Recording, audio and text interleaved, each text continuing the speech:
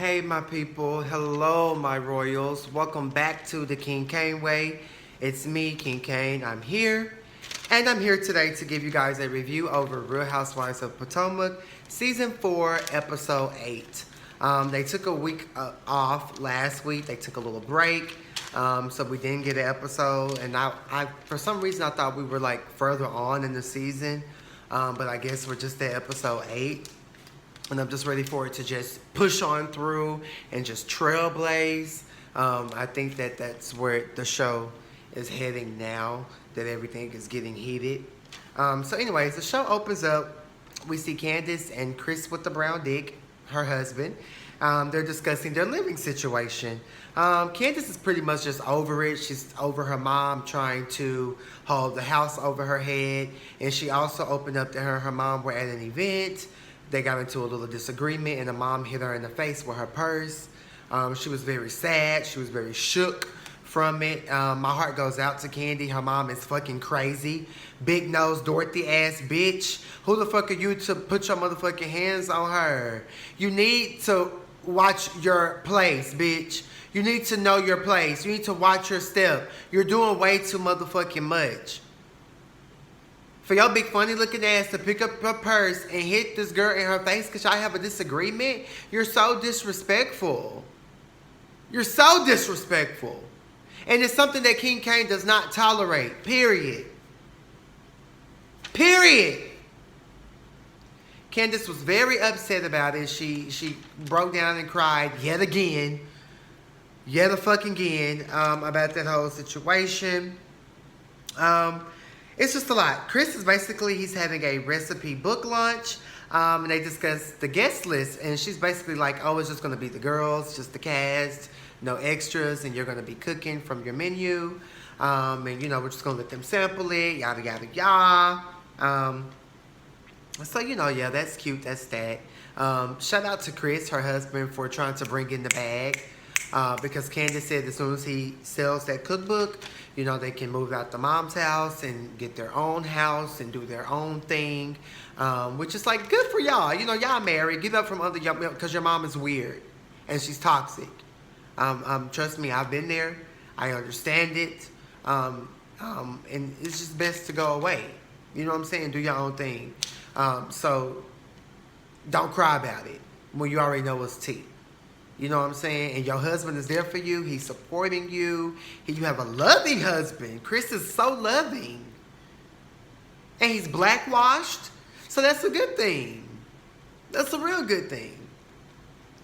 Moving on, we see Ashley, Giselle, and Robin. They're like talking and walking. Ashley's performing at Virginia Pride. She has a little song that went nowhere on the iTunes chart. So she's crunk behind that. So she's performing there. And they also talk about the negative twist on Ashley's speech that Candace said when Candace was basically mocking when Ashley was speaking about her miscarriage at Monique's party and how, you know, it was no tears and Michael had got up and wandered off. And, you know, Candace was just being very, very messy. So Giselle is just letting Ashley know in this moment that Candace still been talking shit. And so Ashley's just like, damn, how the fuck, why is this bitch still talking shit? Like, damn, I thought you just apologized. We made up in New Orleans. Like, girl, you're doing too much. Period. But I really feel like, Ashley, you're just getting your karma. Because for season 1, 2, and 3, you've been in Karen business. You've been in Sir Robin's business. You've been in everybody's motherfucking business. You was talking about Robin's finances, her situation with Juan. Then you was all in Karen's business, asking if she's going to be indicted for her husband's tax lien. So it's just like, girl, shut the fuck up. If you're going to dish it, you have to be able to receive it. Okay? If you're going to dish it, bitch, you have to be able and ready to receive it. If you're going to dish a little shade, just be able to receive a little shade. And that's just what it is. They also talk about the Amistad come in about when Candace and Monique were chit-chatting about Katie. And, you know, Monique made a comment about, yeah, she's just gone with the wind, Amistad. I googled Amistad. Amistad is definitely something related to slavery. I don't know what Monique meant in that moment, because when it happened, I didn't even talk about the joke, because it was whack. It was irrelevant. It was like, oh, Monique just whack, lame, Potomac housewife humor.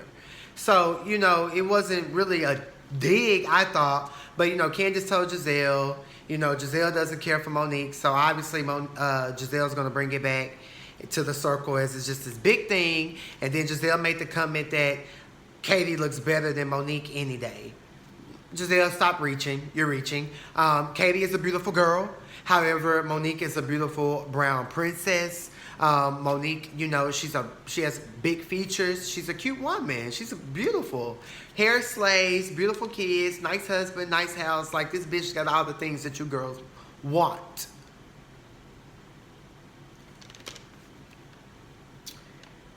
Anywho, basically, Giselle's also saying that she wants to discuss the situation with Monique about that comment, but she don't want to read and get into it with her. She just wants to educate. Lies. I think she's lying. You definitely don't want to do that. You definitely are going to make this into a situation. So we'll just wait and see. Next we see Karen and Ray. They go to a dance class. It was giving me very much retirement home tease. Y'all just up here old and dancing. Next, Monique is having an underwater maternity shoot. The pics are fucking gorgeous. I love the theme. I love how she had the little assistant in the pool, making sure the dress was plucked and fluffed. It was dope to see the photographer go underwater with the snorkel and the camera. Like, that was super, super, super, super cute. Ashley comes, they kiki. They basically have a bonding moment over both having miscarriages within the last year. Ashley tells her about how Candace has still been running her mouth, about her and the Amistad come in, and then about her herself. Monique is just like, what the fuck? Why would Candace go back and repeat that? Like, if you had an issue with what the fuck I said, bitch, why you didn't address me? I totally agree. But, Candace is just trying to create her storyline. I definitely think Candace has some mother issues that she's fighting through and working through. And she's taking them out on these girls. And it's very, very, very, very sad to see at this point. Get therapy. So anywho, Giselle and her mom are looking at a potential home that Giselle wants to buy. It's a little nothing, but she wants to turn it into something, make it a 2-story, get rid of the chicken coop. And so the mom is here for it. She's like, babe, follow your dream, follow what you want to do. So that's what's up. Next, we see Ashley and her DL husband. Like I always say, Mike Darby definitely gives me a man on Grindr who loves BBC, who wants to pay for play. He definitely gives me that tease. So we see him and his wife. And she basically just tells him about how Candace has been running her mouth, about her speech. Candace has been running her mouth a lot. So everybody just going back reporting to their other parts, their friends, whomever, about the shit that Candace has been going around saying. He's just like, it is what it is. Fuck these hoes. They have a heart-to-heart about Karen. They have heart-to-heart about having a baby, etc. I don't want to go into all of that. But he definitely shaded Candy's house when she was like, babe, so I got invited to, Candace's house for her thing. He was like, her house or the mama house? So, Mike Darby, he's a queen. He definitely knows how to get his little shade in. He definitely shaded Karen and Ray because, she was getting the pool table removed out of the house. And he's like, oh, I don't want to be old and sitting around like Karen and Ray. So Mike Darby is definitely a queen, and he's definitely one of the girls, and he definitely gives a good read. Okay? I'm talking Kim Fields' husband on Atlanta Housewives. Tease. Okay? Next we see Monique and Candace. They meet up to discuss the Amistad comment. Candace said that she was prejudging Katie for her looks. She felt like Monique was prejudging Katie for the way that she looked. And Monique is just like, nah, like I'm just saying, like when I first met the bitch, she was very prim and proper and very elegant in Potomac. And now I see her just a free spirit, pussy out, smoking a square. Katie is a free spirit. Katie is one of my favorite housewives. I wish she had her glass of champagne because I feel like Katie has a story. She's dating a 27-year-old man. She got these 2 kids. Like, let's get into that. Let's get into their situation. She's no longer dating the man with the missing digits in Karen voice. We know he was missing a finger too. So, I like Katie. I think Katie brings something, to the show. She's different. She's fun. She's wild. She's free. She's that girl. Monique says, that was just her actions, and, she didn't mean no harm by it. I just feel like Candace is just reaching, like, girl, you need to go fix your situation with your mama, bitch. Go get you a house. Go get you a house, bitch. Because right now, you were my favorite. I gave you your props, but right now, you're looking so ugly and pug-faced to me that I can't.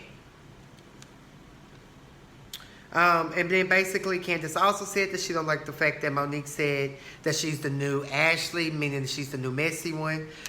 You are, bitch, get over it. I can't. Candace and Chris, they're getting prepped for the cooking lunch thing. He's gonna cook for all the girls. Robin comes first. She shades Candace's mom and Chris about the house because she's like, oh, I don't know who house I'm going to. Is it the mama's or is it Candace's and Chris's? I don't, so bitch, you need to get in your own fucking house. Like, these bitches is on your neck about your living situation. Robin basically tells her about having a grudge with Ashley, how she needs to let it go. Like, you got a hard on for her life, bitch. Basically, what everybody in the world has been saying. Candace says that she is over it, but it just keeps coming up.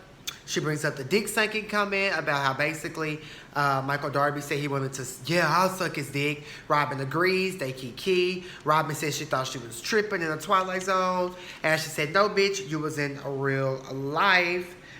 Chris also agrees. He was like, yeah, he heard it. And he looked at his wife like, what the fuck? And then they bring up the fact that he did grab Andrew's butt, which was Katie's husband. Dude with the missing digits a couple seasons ago. Grinder tease.